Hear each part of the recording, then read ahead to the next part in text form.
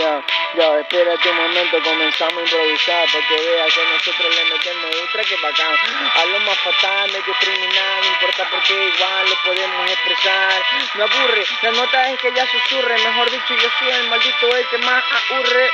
Eso no concuerda, no importa porque la nota como que se me puso un poco lerda. Está bien, yo soy el más monstruo, tú ya sabes que yo vengo, te secuestro y luego te corto el rostro, así mismo que lo estamos haciendo. El Fuji y con Marvin no estamos enloqueciendo. El man que le está metiendo, algunos dicen que sí, no, que lo que estás diciendo no estoy componiendo, yo estoy cantando, me gusta porque el Fuji ahorita está improvisando,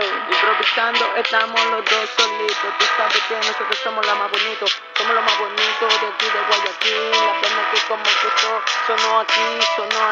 sonó allá, sonó donde mierda, a ti te dé la gana, pero tranquilo mi hermano que solo empecé, tú sabes que como que te gusté otra vez, porque es demasiado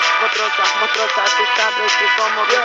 por el de rosa, donde mierda a ti te dé la gana, tú sabes que yo te doy es por las naves. Hasta mañana fulano, sultano, mingano, marrano, tú ya sabes que te canta el Fuji, el ecuatoriano, mi hermano fulano, sultano, mingano, marrano, no importa, porque yo te rompo el ano, así es que yo lo estoy haciendo, yo sí de improviso, tú ya sabes que yo siempre me deslizo en lo que sea, farisea, vea, no importa porque la nota ya se puso fea, se me sube la marea, maldito ponte correa, que no sabe que yo soy el que te lanza la lírica fea, o lírica bonita, ¿qué te pasa? ¿Qué pasa? Socio que me escuchas en tu casa, ¿qué estás diciendo? Te estás enloqueciendo, no sabes lo que Fuji y Marvin están componiendo, está bien porque no estoy aburriendo, así es que dice bye bye, loco, nos vemos,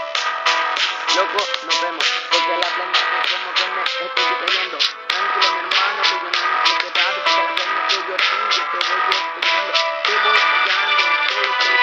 la plena que me dicen como que soy caballo, porque lo tengo demasiado grande, maldito te